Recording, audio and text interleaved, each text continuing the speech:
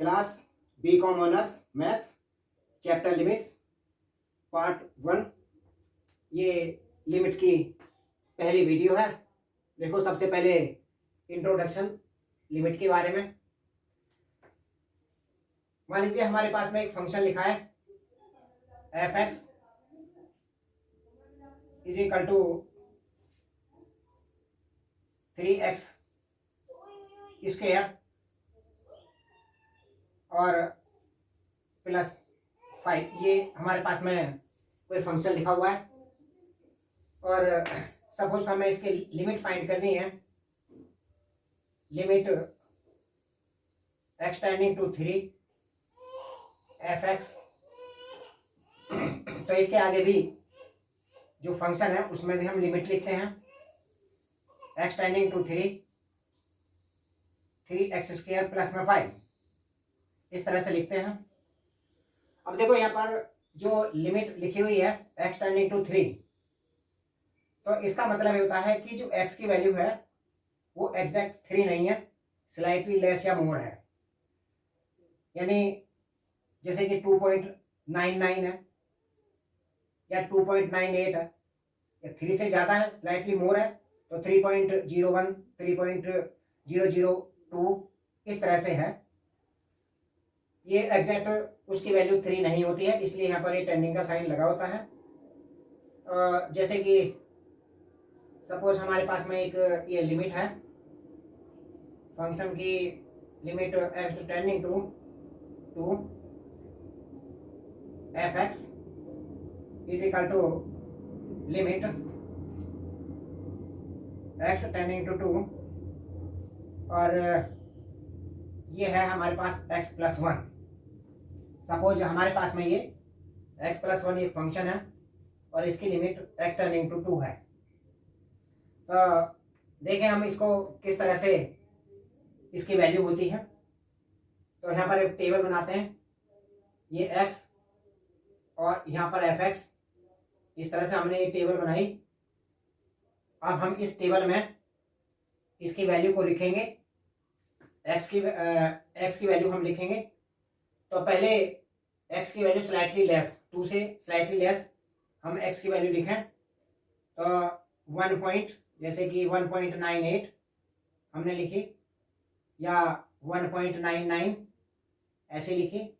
Slightly हम मोर लिखें 2 से तो ये 2.01 या 2.002 या 2.03 इस तरह से हमने लिमिट लिखी।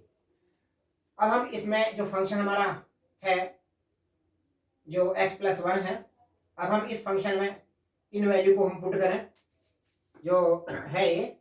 तो हम देखो इसमें लिमिट को पुट करें तो x की जगह हम यहाँ पर ये x प्लस 1 है, लिमिट x टेंडिंग टू 2, ये x प्लस 1 है और यहाँ पर हम इस वैल्यू को हम पुट करें जो ये वाली वैल्यू है तो ये 1.98 है और प्लस में 1, यानी ये आएगा 2.98।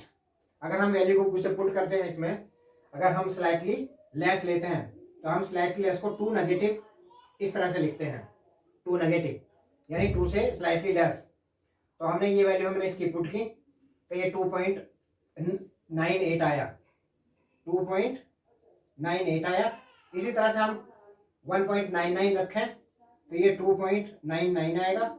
इसी तरह से हम 2.01 रखें तो ये ऐसे आ जाएगा।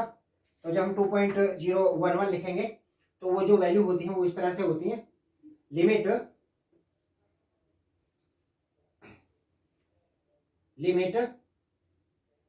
x tending to 2 positive x plus 1 और हम उसके अंदर वैल्यू 2 पॉजिटिव यानी प्लस वाली रखेंगे तो ये 2.01 और प्लस में 1 तो ये हो गया 3.01। ये 3.01 आया। तो एफ एक्स की जो वैल्यू है हमारी वो 3.01 है, इसमें रखेंगे तो ये आ जाएगा 3.002 और ये रखेंगे तो ये आएगा 3.03। इस तरह से ये वैल्यू आ गई, स्लाइटली लेस और स्लाइटली मोर। अब देखते हैं लिमिट फाइंड करने के लिए कुछ ये मेथड है, इनको करते हैं। जैसे कि एक हमारे पास में ये लिखा हुआ है लिमिट एक्सटेंडिंग टू ए, और दो फंक्शन है एफ एक्स और प्लस में जी एक्स, इस तरह से लिखे हैं, और ये एक ही ब्रैकेट के अंदर है और ये प्लस में है। तो हम इनको क्या कर सकते हैं, हम इनको अलग अलग करके लिख सकते हैं। इसको लिख सकते हैं limit x tending to a f x, और यहाँ पर प्लस में limit x tending to a g x, यानी दोनों फंक्शन की अलग अलग लिमिट लेकर के लिख सकते हैं। सेकंड वाला माइनस का होता है, वो भी ऐसे ही होता है, जैसे कि limit x tending to a ये एफ एक्स है और माइनस में यहाँ पर जी एक्स लिखा है। तो हम इसको सोल्व करेंगे तो हम इसको अलग अलग करके लिख सकते हैं। यहाँ पर हम limit x tending to a f x और माइनस में limit x tending to a g x, इस तरह से दोनों को अलग अलग करके लिख सकते हैं। तीसरा, अगर हमें जो फंक्शन है, जो हमें दो फंक्शन दे रखे हैं, अगर वो मल्टीप्लाई में है तो भी हम उनको अलग अलग करके लिख सकते हैं, लेकिन मल्टीप्लाई में ही लिखेंगे। जैसे कि यह लिमिट एक्स टेंडिंग टू ए और यहाँ पर एफ एक्स है और ये जी एक्स है, दोनों मल्टीप्लाई में है, तो हम इनको इस तरह से लिख सकते हैं, इनटू में limit x tending to a ये जी एक्स, इस तरह से आ जाएगा। यहाँ पर ये दोनों को हमने अलग अलग मल्टीप्लाई में लिख दिया। चौथा है डिवाइड वाला, यानी लिमिट एक्स टेंडिंग टू ए और ये एफ एक्स और अपॉन में यहाँ पर ये जी एक्स, इस तरह से लिखा है। तो हम इनकी अलग अलग लिमिट करके इस तरह से लिख सकते हैं, limit x tending to a f x ये ऊपर, और नीचे limit x tending to a ये जी एक्स हम नीचे लिख सकते हैं। इस तरह से हम इनको अलग अलग करके लिख सकते हैं। और दूसरा एक और है, ये है अगर इस तरह से लिखा हुआ है limit x tending to a c f x, यानी यहाँ पर ये कोई कांस्टेंट नंबर है तो कांस्टेंट नंबर को हम लिमिट के बाहर लिख सकते हैं, सी लिमिट एक्स टेंडिंग टू ए और ये एफ एक्स, हम इस तरह से उनको लिख सकते हैं, क्योंकि यहाँ पर जो फंक्शन है एक्स में है, इसके अलावा जो भी यहाँ पर लिखा होगा वो कांस्टेंट होता है। तो ये हो गया limit x tending to a f x. तो अब देखते हैं यहाँ पर ये कुछ क्वेश्चन है, इनको करते हैं। पहला क्वेश्चन है ये, तो इसको सोल्व करते हैं।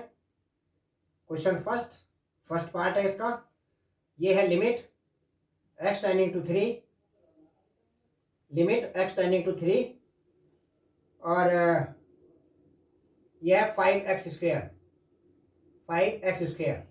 तो हमें यहाँ पर लिमिट भरनी है, तो इसकी लिमिट जो है हम यहाँ पर 3 इसके अंदर ही पुट करेंगे। तो ये आ जाएगा यहाँ पर 5 और यहाँ पर ये 3 इसका स्क्वायर, यानी 5 3 3 9 और 9 5 45, तो 45 इसका आंसर आ जाएगा। सेकंड पार्ट में हम देखें, सेकंड पार्ट है लिमिट एक्स टेंडिंग टू -2 और ये है 3x प्लस में 10। अब हम इसको अलग अलग करके भी लिख सकते हैं, लिमिट एक्स टेंडिंग टू -2 ये 3x यहाँ पर, और प्लस में लिमिट एक्स टेंडिंग टू -2 ये 10, इस तरह से हमने लिख लिया।